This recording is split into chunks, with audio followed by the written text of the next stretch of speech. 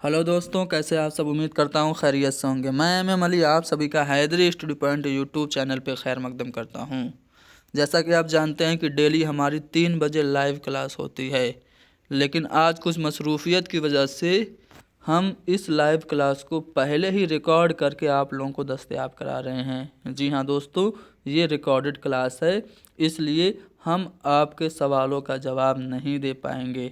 चलिए शुरू करते हैं। पहला सवाल, इसमें दावा और दलील दिया गया है, दोनों को पढ़ के बताना है कौन सा वाला ऑप्शन सही है। दावा है कि ज़बान की क्लास में अदब को शामिल करना चाहिए, यानी कि जब आप भाषा पढ़ाएं, लैंग्वेज की टीचिंग करें तो उसमें आप साहित्य यानी कि लिटरेचर को भी शामिल करें। दलील ये दी जा रही है कि जब हम लिटरेचर को शामिल करते हैं ज़बान की क्लासरूम में तो इससे बच्चों को मुस्तनद मवाद यानी कि प्रमाणिक विषय वस्तु अथेंटिक मटेरियल मिलता है। तो जी हाँ, दावा और दलील यहाँ पे दोनों सही हैं, यानी कि हमारा जो फर्स्ट ऑप्शन होगा वो करेक्ट होगा। अगला सवाल, फिर दावा और दलील। दावा में कहा जा रहा है कि ज़बान की क्लास में मुअम्मे और पहेलियों के इस्तेमाल से बच्चों में तनकीदी सलाहियत में इजाफ़ा होता है, यानी कि जब हम लैंग्वेज की टीचिंग करते हैं और बच्चों को पजल्स और पहेलियाँ पूछते हैं और यूज़ करते हैं तो उससे बच्चों में क्रिटिकल थिंकिंग आती है, आलोचनात्मक चिंतन आता है। आपने देखा होगा छोटे बच्चों की किताबों में आपको बहुत सारी पहेलियाँ दी गई होती है, जैसे लाल छड़ी मैदान खड़ी बताओ क्या।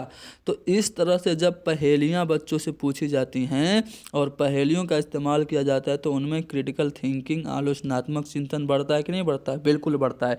तो दावा हमारा सही हो गया। दलील यह कि तनकीदी सलाहियतों की नशोनुमा से बच्चे लापरवाह हो जाते हैं।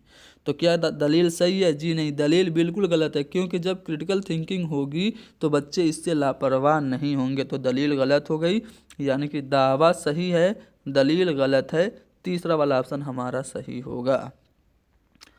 अगले सवाल में एक स्टेटमेंट दिया गया है, ये सही है कि गलत है आप लोगों को बताना है। स्टेटमेंट ये है कि लिखने की महारत को बोलने, सुनने और पढ़ने की महारत के साथ मिलकर तैयार किया जाना चाहिए। यानी जो भाषाई कौशल हैं उनमें अगर आपको लेखन कौशल को सीखना है तो आप वाचन कौशल, श्रवण कौशल और पठन कौशल सबको एक साथ मिलाकर सीखिए।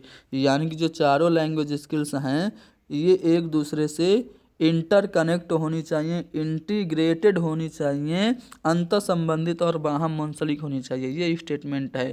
तो स्टेटमेंट सही है कि गलत है? तो ये बिल्कुल सही है, यानी कि ये 100% करेक्ट स्टेटमेंट है, क्योंकि जो ज़बान की चारों महारतें होती हैं, सुनना, बोलना, पढ़ना और लिखना, सभी एक साथ सीखी जाती हैं, यानी कि हमारा दूसरा वाला ऑप्शन करेक्ट होगा। देखिए, एक बच्ची है रीमा, उसने क्या किया, अपने दोस्त को डूबने से बचाया। तो 26 जनवरी को उसे इस बहादुरी का इनाम मिला। जब उसको इनाम मिल गया तो प्रिंसिपल ने सुबह असेंबली में जब प्रेयर होती है उसमें बच्चे से कहा कि बताओ अपना अनुभव, अपने तजर्बात आकर के आप असेंबली में बाकी बच्चों से शेयर करो। तो यहाँ पे ये जो बच्ची है असेंबली में आके अपने एक्सपीरियंसेस शेयर कर रही है, तो इससे उसकी बोलने की महारत में इजाफा होगा, पढ़ने की महारत में, लिखने की महारत में या फिर सुनने की महारत में। तो वो अपने एक्सपीरियंसेस बताएगी कि मेरा दोस्त खेल रहा था, खेलते खेलते पानी में गिर गया, पानी में गिरा तो वो डूबने लगा, वो सही से मुझे पुकार नहीं पा रहा था, बस हाथ अपना झटक रहा था, तो मैंने देखा तो मैं जल्दी से गई, कूद के उसको मैंने बचा लिया। इस तरह जब वो बोलेगी तो उसकी जो स्पीकिंग स्किल है ना वो डेवलप होगी, यानी कि हमारा पहला ऑप्शन करेक्ट होगा। चौथी जमात का एक तालिब इल्म है, एक कहानी पढ़ता है, लेकिन कहानी में कुछ लफ्ज़ों के जो मानी है वो उसे नहीं समझ पाता। यानी कि एक पैसेज में कुछ नए अल्फाज हैं, कुछ अनफेमिलियर वर्ड्स हैं जिनकी मीनिंग बच्चा नहीं जानता है। तो इस मीनिंग को जानने के लिए उसे क्या करना चाहिए? अपने सहपाठियों से, क्लासमेट से पूछना चाहिए, या फिर सियाक के मुताबिक, अकॉर्डिंग टू द कंटेक्स्ट, संदर्भ के अनुसार उसे अनुमान लगाना चाहिए, गेस करना चाहिए, क्यास करना चाहिए, या फिर डिक्शनरी यानी कि लुगत देखना चाहिए, या फिर टीचर से पूछना चाहिए।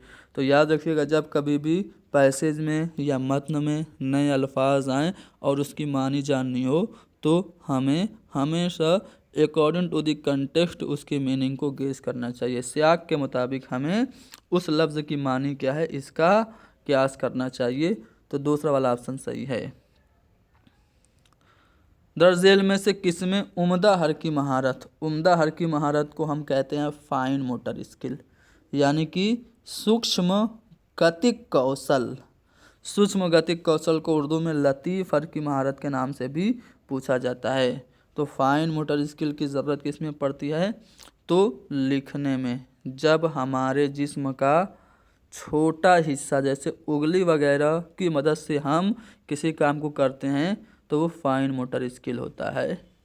जैसे हम माला पिरोएं, ठीक है, या फिर हम तस्बीह पढ़ें, या फिर हम लिखें, या फिर ट्रे में रखी रेत पे अल्फ़ाबेट उंगलियों से बनाएं, या फिर फूल की पत्तियों से कोई तस्वीर बनाएं।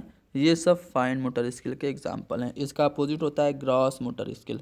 ग्रॉस मोटर स्किल में हमारे जिस्म का ज़्यादातर हिस्सा एक्टिव होता है। जैसे हम दौड़ेंगे तो ग्रॉस मोटर स्किल का वो एग्जाम्पल हो जाएगा। तैरेंगे पानी में तो ग्रॉस मोटर स्किल का एग्जाम्पल होगा। पेड़ पे चढ़ेंगे ग्रॉस मोटर स्किल का एग्जाम्पल होगा।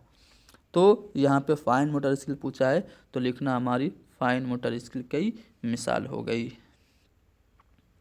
एक टीचर है, क्या कर रहा है ध्यान से देखिए, अपने तलबा से किसी ऐसे वाक़े को लिखने के लिए कहता है जिसमें उन्हें गम, हैरत या खुशी का तजर्बा हुआ हो। यानी कि टीचर कह रहा है कि बच्चों ऐसी कोई घटना का बयान करो जिसमें तुमको बड़ा आश्चर्य हुआ हो या फिर तुमको बड़ा दुख हुआ हो। तो बच्चे जब उस घटना को लिखेंगे, वाक़या तहरीर करेंगे, तो वाक़या तहरीर करने के लिए उस्ताद उनको कुछ माविन इशारे भी देगा, कुछ हिंट भी देगा कि जैसे वो वाक़या कब हुआ, कहाँ हुआ, कैसे हुआ, किस तरह पेश आया, इस तरह से वो हिंट भी दे रहा है।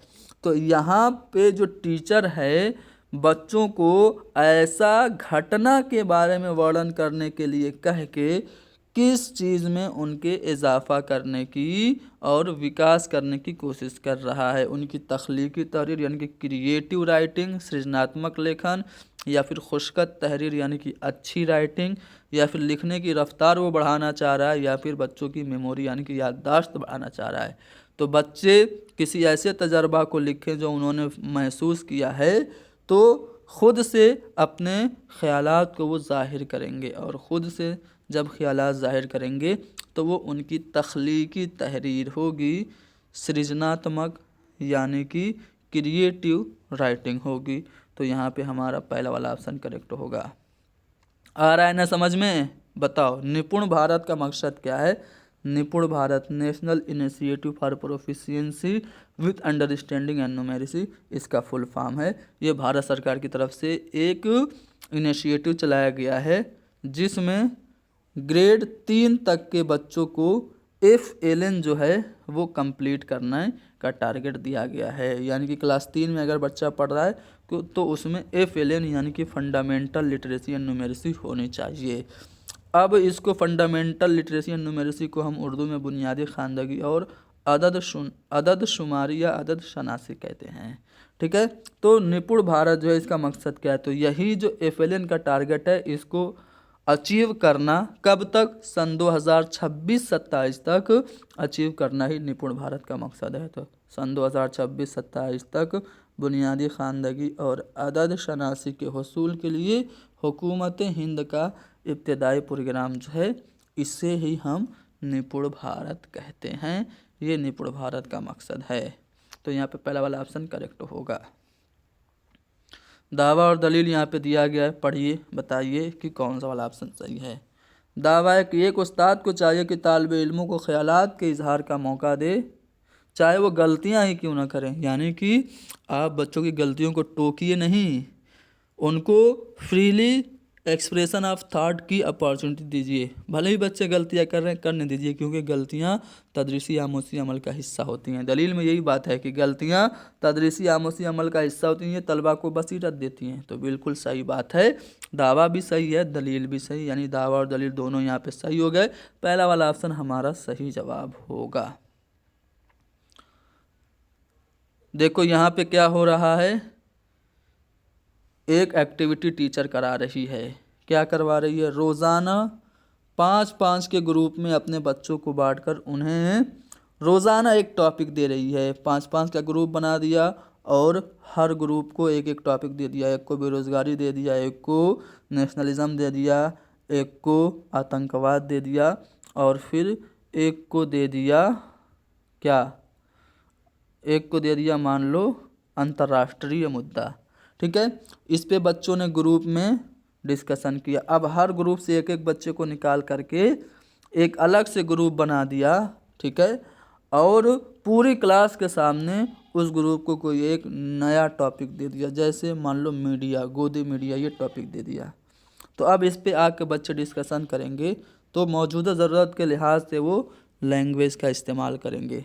तो ये जो मौजूदा ज़रूरत के लिहाज से लैंग्वेज का इस्तेमाल कर रहे हैं, तो इसे हम क्या कहते हैं, तो इसे हम बिक्स कहते हैं, बेसिक इंटरपर्सनल कम्युनिकेशन स्किल, बुनियादी तरसीली महारत। ठीक है, यानी कि यहाँ पे अगर टीचर ऐसी एक्टिविटी करवा रही है कि ग्रुप में बच्चों को कोई टॉपिक देके फिर हर ग्रुप से एक एक बच्चे को निकाल के अलग से सिचुएशन बना के बच्चों को बातचीत करवा रही है, तो वो बिक्स बढ़ाने की कोशिश कर रही है। कल्प का फुल फॉर्म क्या है, सभी लोग कमेंट में लिखेंगे क्लास ख़त्म होने के बाद। क्वेश्चन नंबर नेक्स्ट, पढ़ने और लिखने की महारत के बारे में दर्ज झेल में से कौन सा बयान दुरुस्त है।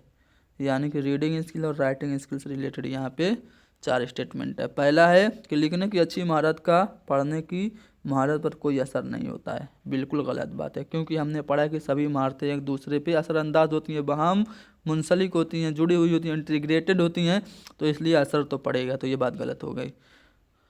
वह तलबा जो अच्छा कारी होता है, अच्छा मुसन्निफ होता है, यानी कि जो गुड राइटर, गुड रीडर होगा वो गुड राइटर भी होगा। तीसरा है कि अच्छे लिखने वाले तलबा इमला की गलतियाँ नहीं करते, यानी कि उनमें जो स्पेलिंग मिस्टेक है वो नहीं होती है। हो भी सकती है, क्योंकि स्पेलिंग मिस्टेक ही अच्छा लिखना नहीं है। अच्छे लिखने का मतलब है आप अपने आप को किस तरह से अच्छे से अभिव्यक्त कर पा रहे हैं, ये अच्छा लिखना कहलाता है।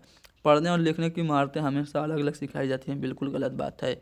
जो बच्चा अच्छे से पढ़ेगा वो अच्छे से लिख भी पाएगा, यानी वो तलबा जो अच्छे कारी होते हैं, अच्छे मुसन्निफ बनते हैं। बी वाला ऑप्शन हमारा सही है। इब्तदाई मुताले की दरसी किताबों में ज़्यादातर असबाक होते हैं जो एक वक्त में वाहिद आवाज़ पे मबनी होते हैं। छोटे बच्चों की किताबों में हम सिंगल वर्ड वाले बहुत सारे सिंगल आवाज़ वाले बहुत सारे वर्ड यूज़ करते हैं। तो इस तरह के मवाद बच्चों के लिए मददगार होते हैं या फिर मददगार नहीं होते हैं। तो पहली बात तो मददगार होते हैं, यानी कि जो जो गैर माविन वाली बात है वो ख़त्म हो गई। अब बचा 1 और 3। 1 और 3 में आपको देखिए मददगार होते हैं तो क्यों होते हैं, तो जो एक वक्त में वाहिद आवाज़ पे मबनी सबक होते हैं वो माविन होते हैं। क्या इसलिए, क्योंकि बच्चे एक वक्त में एक मखसूस पहलू पे ही तवज्जो देते हैं, या फिर माविन होते हैं क्योंकि पढ़ने के लिए यकखती और दर्जाबंदी रवैयों को अपनाते हैं। देखिए जो छोटे बच्चे होते हैं वो एब्स्ट्रैक्ट थिंकिंग, अमूर्त चिंतन नहीं कर पाते हैं, इसलिए उनके सबक को हम एक वक्त में वाहिद आवाज़ वालों पे ही ज़्यादा डिपेंड करते हैं, क्योंकि बच्चे एक वक्त में एक मखसूस पहलू पे ही तवज्जो दे पाते हैं, क्रिटिकल थिंकिंग नहीं कर पाते हैं। इसलिए पहला वाला ऑप्शन हमारा सही जवाब है। बच्चों को लिखने की तदरीस के दौरान दर्ज झेल में से कौन सबसे ज़्यादा मौजू है, यानी कि राइटिंग स्किल की टीचिंग के लिए हमें बच्चों को क्या करवाना चाहिए, उनके लिए सबसे मुनासिब क्या है। बच्चों से कहा जाए कि वो उस ज़बान का हरूफ तहज्जी यानी कि अल्फ़ाबेट लिखें, या फिर लिखावट को बेहतर बनाने के लिए एक ही जुमले को बार बार यानी कि रिपीट करवाएं, बार बार लिखने के लिए कहें, या फिर उन्हें अपने ख़यालात और नज़रियात कलमबंद करने का मौका दें, या फिर उन्हें याद करने और मखसूस मौजू पे लिखने के लिए कहें। याद करने की बात आ गई, गलत हो गई। हुरूफ़ तर्जीह लिखने से बच्चों की राइटिंग स्किल का इवेल्युएशन नहीं होगा। साथ ही साथ जब हम बच्चों को खुद के उनके नज़रियात को आज़ादाना तौर पर लिखने के लिए मौके देंगे तो उनकी लिखने की तदरीस बेहतर तौर से होगी, यानी कि हम बच्चों को उन्हें अपने ख़यालात व नज़रियात कलमबंद करने का मौका फ़राहम करेंगे। तीसरा वाला ऑप्शन हमारा करेक्ट होगा। अगला सवाल यह है कि अपने तलबा के लिए अदब अतफ़ाल मुंतखब करने का सबसे अहम पहलू क्या होगा। एज ए टीचर मान लीजिए कि आप बच्चों के लिए चिल्ड्रेन लिटरेचर सेलेक्ट करना चाहते हैं, चूज़ करना चाहते हैं, तो आप बच्चों की कौन सी खसूसियत को ध्यान में रखेंगे। आप बच्चों के लिए आसान ज़बान में कोई टॉपिक सेलेक्ट करेंगे, या फिर ऐसे मुसन्निफ़ या शायर का टॉपिक सेलेक्ट करेंगे जो मशहूर हो, या फिर बच्चों की सतह और उनकी दिलचस्पी के लिहाज से बच्चों के मेंटल लेवल और उनके इंटरेस्ट के अकॉर्डिंग आप टॉपिक को सिलेक्ट करेंगे, या फिर ऐसा टॉपिक सेलेक्ट करेंगे जो हिंदुस्तानी सकाफ़त में, भारतीय संस्कृति में, इंडियन कल्चर में घुला मिला हो, पैवस्त हो। तो याद रखिएगा, चाइल्ड लिटरेचर हमें सेलेक्ट करना है तो हम बच्चों की सतह और उनकी दिलचस्पी के मुताबिक सेलेक्ट करेंगे, ठीक है ना। अपना खुद का जो पसंद है वो बच्चों पे थोपेंगे नहीं। तो तीसरा वाला ऑप्शन हमारा करेक्ट होगा। हिंदुस्तान में ज़बान से मुताल्लिक़ पॉलिसी को हम क्या कहते हैं, तो उसको हम 3 लैंग्वेज फार्मूला, सह लिसानी फार्मूला कहते हैं, जिसमें पहली ज़बान हमारी मादरी ज़बान होती है, दूसरी हिंदी हो सकती है या इंग्लिश हो सकती है, तीसरी हिंदी या इंग्लिश के अलावा कोई और हो सकती है, ठीक है। इस तरह से 3 लैंग्वेज फार्मूला हिंदुस्तान में चलता है। बाकी ऑप्शन भी अगर चाहें तो आप डिस्कस कर देते हैं। राइट टू एजुकेशन एक्ट जो है वो RTE 2009 जो है ये 1 अप्रैल सन 2010 को पूरे मुल्क में नाफिज हुआ था। 86वें संविधान संशोधन के तहत ये बना था, और हमारे संविधान के आर्टिकल 21A में इसका जिक्र है, जिसमें ये कहा गया है कि 6 से 14 साल के सभी बच्चों को फ्री एंड कंपलसरी यानी कि निःशुल्क और अनिवार्य यानी मुफ्त और लाजमी तालीम हासिल करने का हक़ है। मादरी ज़बान में तालीम यानी मातृभाषा में बच्चों को पढ़ाइए। और कसीर लिसानियत क्या होता है, क्लासरूम में बहुत सारी ज़बानों का इस्तेमाल करना कसीर लिसानियत होता है। तो यहाँ पे हमारा 3 लैंग्वेज फार्मूला सही जवाब है। बुलंद ख़ानी, कहानी सुनाना, मुबाहिसे और बातचीत, ये किसकी मिसालें हैं, तो ये सभी मिसालें हैं आपकी बगौर समाज की, तौसीई समाज की, मजहूल समाज की या फिर मुतवाज़ी समाज की। आप लोगों को खुद कमेंट करके इसका जवाब बताना है, क्योंकि मुझे इसके जवाब से मुताल्लिक़ कन्फ्यूज़न हो गया है। चलो, ज़बान की आमोज़िश में महारत हासिल करने के लिए दर्ज इल्म में से कौन ज़रूरी नहीं है, तो देखो दुरुस्तगी तो बिल्कुल ज़रूरी है, रवानी भी ज़रूरी है, मोज़ेनियत यानी कि वैलिडिटी, वैधता ये भी ज़रूरी है। तो शुद्धता, तीव्रता और वैधता ये तीनों ज़रूरी हैं, महारत ज़रूरी नहीं है। तो हमारा चौथा वाला ऑप्शन करेक्ट होगा। दावा और दलील बताइए, दोनों पढ़िए और बताइए कौन सा वाला ऑप्शन सही है। दावा है कि बच्चों की ज़बान बोलने की सलाहियत अदबी आमोज़िश को अहम बुनियाद फराहम करती है कि नहीं है। अगर बच्चा अच्छे से किसी ज़बान को बोलता है तो उस ज़बान के लिटरेचर को अच्छे से समझ सकता है कि नहीं है। बिल्कुल सही बात है। दूसरा जो दलील है वो दी जा रही है, इसमें ये कहा जा रहा है कि बोलने की महारत की नशो नुमा के लिए पसंदीदा कहानियों पर मबनी रोल प्ले में शिरकत के लिए मौके फराहम करने चाहिए। सही बात है। जब आप चाहते हैं कि बच्चों में स्पीकिंग स्किल का डेवलपमेंट हो तो आप किरदारों के ज़रिए बातचीत करवाइए। कोई फेवरेट स्टोरी बच्चों की है, उस स्टोरी के कैरेक्टर बच्चों को दे दीजिए कि तुम बन जाओ जय, तुम बन जाओ वीरू, तुम बन जाओ बसंती, तुम बन जाओ गब्बर, और फिर डायलॉग डिलीवरी करो। तो इससे तुम्हारी बोलने की महारत डेवलप होगी। सही बात है। दावा और दलील दोनों सही हैं, यानी पहला वाला ऑप्शन हमारा करेक्ट होगा। नीलम अपने तालिब इल्मों के लिए टेस्ट का मंसूबा बना रही है। वो चाह रही है कि वो बच्चों का टेस्ट ले। तो वो क्या कर रही है, उन्हें एक जुमला देती है, एक सेंटेंस देती है, और उस सेंटेंस में ख़ास लफ्ज़ को वो अंडरलाइन कर देती है। मुतअद्दिद इंतखाबी अल्फाज का इस्तेमाल करते हुए वो चाहती है कि तलबा उस लफ्ज़ का इंतखाब करें जो ख़त कशीदा लफ्ज़ का मुतज़ाद हो, यानी कि अपोजिट हो। तो नीलम यहाँ ज़बान की किस जैली महारत की जांच कर रही है। मान लो एक सेंटेंस दिया है जिसमें कोई एक लफ्ज़ आ गया है, इस लफ्ज़ को टीचर ने अंडरलाइन कर दिया और अंडरलाइन करके इस लफ्ज़ का एंटोनिम्स क्या है उसके लिए 4 ऑप्शन दे दिया, ठीक है। तो अब बच्चों को कहना है कि ये जो लफ्ज़ है इसका एंटोनिम्स इसमें चारों ऑप्शन में से सेलेक्ट करना है। तो अगर टीचर ऐसी एक्टिविटी करा रही है तो वो सुनना, पढ़ना, ज़ख़ीरे अल्फाज या फिर कवायद क्या बढ़ाने की कोशिश कर रही है। तो एक वर्ड है उसके सिनोनिम्स या एंटोनिम्स बच्चों को फाइंड आउट करना है, यानी वर्ड टू वर्ड वो बच्चों से गेम करवा रही है, यानी कि वो बच्चों का वोकैबलरी पावर बढ़ा रही है, ज़ख़ीरे अल्फाज शब्दकोश बच्चों की बढ़ाने की कोशिश कर रही है। तो यहाँ पे तीसरा वाला ऑप्शन हमारा सही जवाब है। यहाँ पे देखिए 3 स्टेटमेंट नहीं 4 स्टेटमेंट हैं, कौन कौन से सही हैं आप लोगों को बताना है। पहला है कि मादरी ज़बान से शुरू करके मज़ीद ज़बानों की तालीम देना मादरी ज़बान पे मबनी कसीर लिसानियत है। ये पॉइंट बहुत इंपॉर्टेंट है। मादरी ज़बान पे मबनी कसीर लिसानियत यानी कि मातृभाषा पे आधारित बहुभाषिकता, multilingualism based on mother tongue का मतलब यह होता है कि आप बच्चों को पहले मादरी ज़बान पढ़ाना शुरू किए और फिर उसी की मदद से बहुत सारी ज़बानें, उर्दू मान लो बच्चे की मादरी ज़बान है तो उर्दू पढ़ाना शुरू किया, उर्दू की मदद से हिंदी, अंग्रेज़ी, जापानी, फ्रांसीस जो भी ज़बान आप पढ़ा रहे हैं तो इसे हम कहेंगे मादरी ज़बान पे मबनी कसीर लिसानियत, जो कि बिल्कुल सही है। पहला वाला बयान सही है। दूसरा है कि कसीर लिसानियत क्लासरूम में रुकावट बनती है, बिल्कुल गलत बात है। कसीर लिसानियत क्लासरूम में मददगार होती है। कसीर लिसानियत क्लासरूम में बतौर वसीला काम करती है, एज ए रिसोर्स यानी कि संसाधन के तौर पे काम करती है। तो बे वाला जो स्टेटमेंट है गलत है। क्लास में हर बच्चे की मादरी ज़बान को इज़्ज़त और तहफ़्फ़ुज़ देना चाहिए, सही बात है।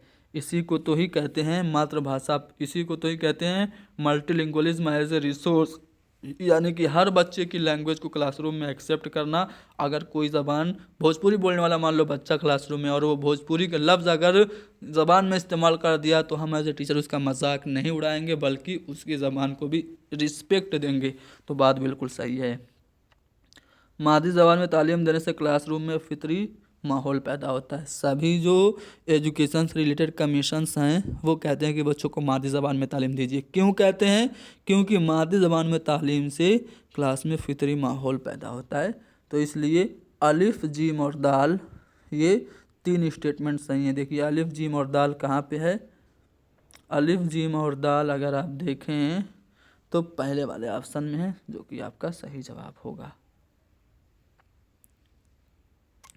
ये देखो अच्छा सवाल है, पढ़ो ध्यान से। एक उस्ताद एक दरसी किताब से एक लड़की के बारे में एक कहानी पढ़ रहा है, ठीक है, जो एक चिड़िया की देखभाल कर रही है, उसे खाना खिला रही है। यानी कि टीचर कहानी पढ़ा रहा है, कहानी में एक बच्ची है जो चिड़िया की देखभाल कर रही है।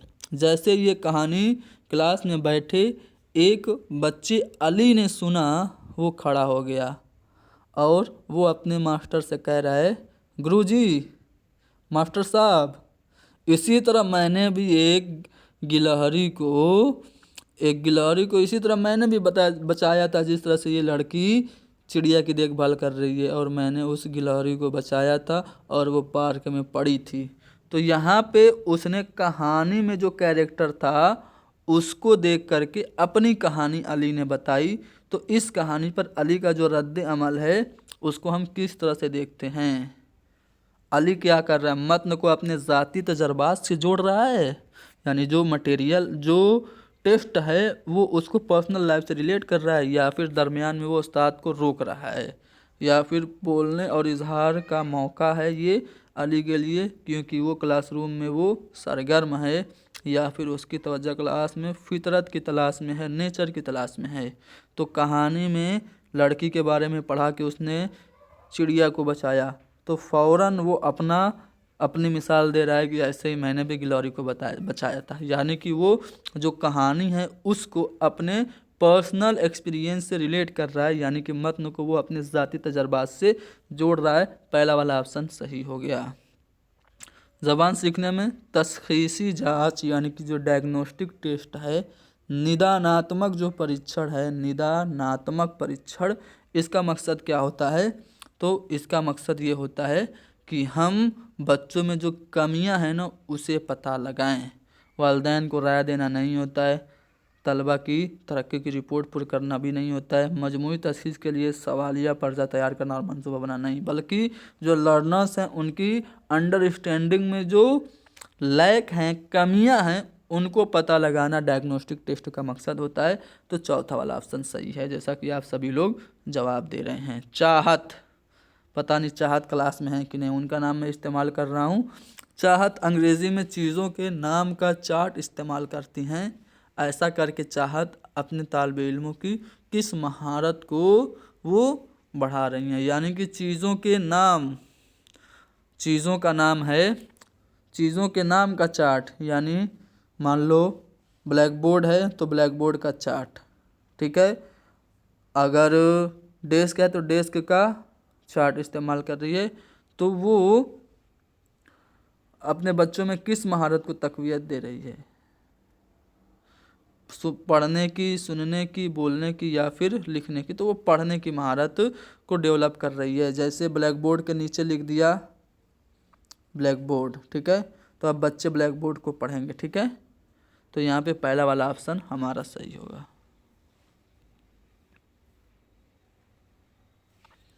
आगे बढ़ते हैं अगले सवाल पे। रीमा, ये एक टीचर है, देखिए क्या कर रही हैं, देखिए क्लास 5 की ये टीचर है रीमा। अपने तलबा को अंग्रेज़ी सिखाने के लिए पढ़ने का सामान जैसे कि मेन्यू कार्ड, अखबार की कटिंग, रेलवे टाइम टेबल वगैरह लेके आती है। और टीचर जो है वो क्लासरूम में सीखने वालों को किस किस्म का मवाद इस्तेमाल करने के लिए मोटिवेट कर रही है? यानी कि वो पेपर कटिंग लेके आई है, मेन्यू कार्ड लेके आई है, टाइम टेबल लेके आई है और इसका क्लासरूम में इस्तेमाल करी। तो ये सभी जो चीज़ें हैं वो क्लासरूम में अथेंटिक टेस्ट की तरह काम कर रहे हैं। यानी कि टीचर जो है वो मुस्तनद मवाद का प्रमाणिक मटेरियल यानी कि विषय वस्तु का वो इस्तेमाल कर रही है। यानी कि हमारा पहला वाला ऑप्शन सही होगा। चलो, राइट टू एजुकेशन एक्ट के मुताबिक अंदाज़ा कद्र के तरीक़ेकार को तैयार करने के लिए मिर्ज़ा जेल में से किन की ज़रूरत पड़ती है?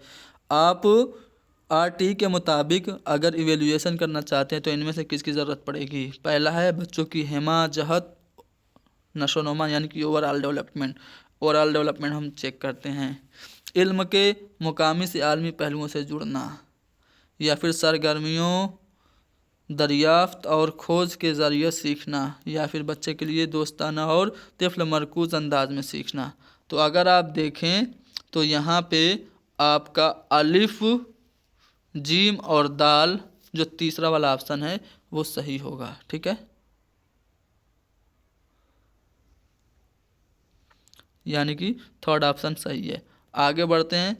कौन सा अमल बिंदा जेल में से कौन सा बच्चों में तनकीदी सोच को फ़रोग़ दे सकता है? बच्चों को क्लास में साइंस की निसाबी किताब पढ़ने को कहेंगे तो बच्चों में क्रिटिकल थिंकिंग बढ़ेगी, या फिर बच्चों से निसाबी किताब की आखिर में दी हुई मश्क को, प्रैक्टिस को करने के लिए, पढ़ने के लिए कहेंगे तो उनमें क्रिटिकल थिंकिंग बढ़ेगी, या फिर बच्चों से ग्रुप में आपस में बहस करने और फिर बड़े ग्रुप में शरीक होने के लिए कहेंगे तब? जी हाँ, जब हम बच्चों को डिस्कशन करने का मौका देंगे और पहले अपने ग्रुप में डिस्कस कर लिया, फिर उसी बात को जाके और बड़े ग्रुप में डिस्कस करिए, तो इससे बच्चों में आलोचनात्मक चिंतन बढ़ेगा, क्रिटिकल थिंकिंग यानी कि तनकीदी सोच में फ़रोग़ मिलेगा। तो तीसरा वाला ऑप्शन सही है। तशख़ीसी जांच का मकसद क्या होता है? देखो, दर्जा तफवीज़ करना नहीं होता है, ठीक है, स्कोर के मुताबिक बच्चों की दर्जा बंदी करना भी नहीं होता है, पास फेल करना भी नहीं होता है, बल्कि मुतल्लिका तस्वुरात के बारे में बच्चों और उनकी उलझनों को समझना होता है। यानी कि बच्चों में क्या दिक्कत है, समझने में क्या परेशानी है, वो समझना ही डायग्नोस्टिक टेस्ट का मकसद होता है। तो दूसरा वाला ऑप्शन सही होगा। बच्चे मुअस्सिर अंदाज में लिखना सीखते हैं अगर लिखी हुई चीज़ क्या हो? उस्ताद ने तलबा को इमला बोलकर जब कोई चीज़ सिखाया हो तब वो मुअस्सिर अंदाज में सीखेंगे, या फिर लड़कों के सियाक से मानवियत रखती हो और बामानी हो? जी हाँ दोस्तों, कोई भी चीज़ अगर बच्चों के कंटेक्स्ट के अकॉर्डिंग हो और बच्चों के कंटेक्स्ट से रिलेट हो और मानवियत रखती है और बामानी हो तो वो चीज़ बच्चे अच्छे से सीखते हैं। तो लड़कों के सियाक से मानवियत रखती है और बामानी हो कोई चीज़ तो उसे बच्चे मौसर अंदाज में सीखेंगे, यानी कि दूसरा वाला ऑप्शन सही होगा। बच्चे ज़बान की आमोजिश मुअस्सिर तरीके से कब करते हैं? जब उस्ताद कंट्रोल करता है और बच्चों को बहुत कम मौके देता है तब, या फिर वो बच्चों को कवायद के उसूल याद करना निगेटिव है, छोड़िए। बच्चे तख्ते स्याह से जवाब साफ साफ नकल करते हैं, ये भी निगेटिव है। कम मौके देना भी निगेटिव है। अब बचा चौथा वाला ऑप्शन जो कि पॉजिटिव होगा, है क्या? पढ़ते हैं।